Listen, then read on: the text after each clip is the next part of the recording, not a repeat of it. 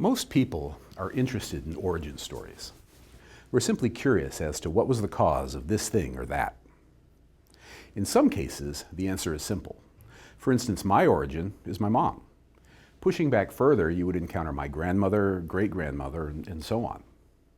Looking even deeper in time, we could identify the species from which Homo sapiens evolved and continue the chain all the way back to the primordial ooze. We don't understand every detail of that chain, but we do understand the big strokes, and there is no controversy about the general process. However, the biggest origin story of all involves the origin of everything, the very birth of the universe itself. This is another topic about which scientists know a great deal, although, as we will see, not everything. Our universe began about 14 billion years ago in a cataclysmic explosion that we call the Big Bang. People have some misconceptions about exactly what the term the Big Bang really means, so we'll return to that in a moment. The short description is that the Big Bang theory says first that the universe expanded from a hotter, denser form to the cosmos we see today, and the second that the expansion continues today. There are lots of reasons why this theory is now accepted essentially universally among scientists. Let me sketch out just a few. In 1929, Edwin Hubble discovered that distant galaxies are moving away from us, and that the farther away the galaxies are, the faster they are moving. While his studies only involved galaxies about 6 million light years from us, in the intervening century, scientists have peered deeper into space, looking billions of light years away, and everywhere the same story is told. The universe is expanding. A second bit of evidence is the observed ratios of hydrogen and helium we see when we look into space. In 1948, Ralph Alpher, Hans Bethe, and George Gamow published a paper in which they predicted the ratio of the number of hydrogen atoms and the number of helium atoms that would have been produced when the universe was formed. This prediction, which is very straightforward, says that for every 92 hydrogen atoms, there should be 8 helium atoms. All other elements are negligible. When scientists look in the universe, they find that observations confirm this prediction very well. A third bit of evidence was discovered in the 1960s. If the universe was created in a primordial fireball, this fireball had a temperature. As the universe expanded, this temperature fell. In 1964, the temperature of the universe was determined to be 2.7 degrees Kelvin, or 455 degrees Fahrenheit below zero. No matter where you look in the universe, this is the temperature you see. This observation, along with improvements over the last 50 years, has proven to be a goldmine of data from which to understand the early universe.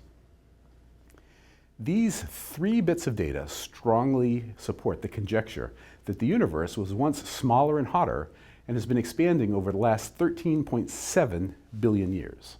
There is much more data than what I've sketched here that adds to the scientific community's confidence in the idea, with one of the more awe-inspiring ones being the realization that collisions in the Large Hadron Collider can generate temperatures not common since the universe was a 1/10 of a trillionth of a second old. In short, all of the data supports the idea of an ancient universe that originated in the blink of an eye. The data is quite compelling, and the scientific community is essentially unanimous in its support of this conclusion. This period of expansion, which does not include the exact instant at which the expansion started, is what scientists mean when they talk about the Big Bang. This is an important point. Precisely what started the expansion is outside the current Big Bang model. So what started the universe in motion? What turned a tiny and compact cosmos into the expanding and glorious mess we see when we turn our eyes to the heavens? The honest answer is simple. We just don't know. So what scientifically credible hypotheses have been advanced as possibilities? Well, perhaps the most common one is that since the universe was much smaller and compact, the laws of quantum mechanics are what reign supreme. Just like the virtual particles we see today, what some scientists call quantum foam, the early universe was filled with evanescent particles. And, just like the quantum mechanics we see today, a rare fluctuation in the quantum foam overcame the binding forces of the small universe and set the expansion into motion. This sounds a bit like waving one's hands, but the phenomena I've mentioned here are things we see today and we understand very well. So the idea isn't so far-fetched. Indeed, it's actually quite reasonable and mainstream. However, this idea isn't the only one put forth by theoretical physicists. One idea is that before our universe began, there were giant multi-dimensional strings, well, membranes really, floating around in some higher dimensional space. Two of them collided, depositing a lot of energy in the process and thereby creating our universe. Another idea invokes loop quantum gravity. In some of these models, the universe has experienced a series of big bounces in which the universe expands, contracts, and begins again. This idea flies in the face of our understanding of the current universe in which the expansion phase seems to be endless. However, maybe some new physics will counteract the observed expansion phase and start a contraction one. A fourth speculative idea uses M-theory, which is an extension of superstring theory, and says that universes have existed for a long time, perhaps forever. These universes bud off earlier universes, one of which is ours, kind of like a blob in a lava lamp. The word we use for this ensemble of many universes is the multiverse. That word can be confusing since the word universe traditionally has meant everything there is. But I suppose the word makes sense if there are several independent universes that don't communicate with one another. The important point when thinking about the beginning of the universe is to separate those things we know from those things about which we can simply speculate.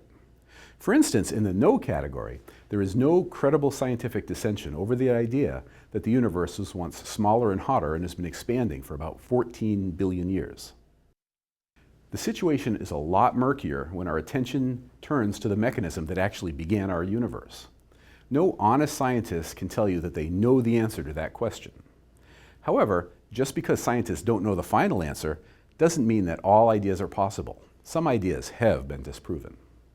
But for all we know, there is much that we don't.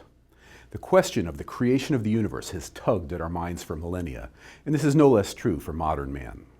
Scientists continue to think of ways that we can study this question and draw a definitive conclusion, although I am confident that we'll have to wait a long time for the final answer. But you know, the answer will totally be worth the wait.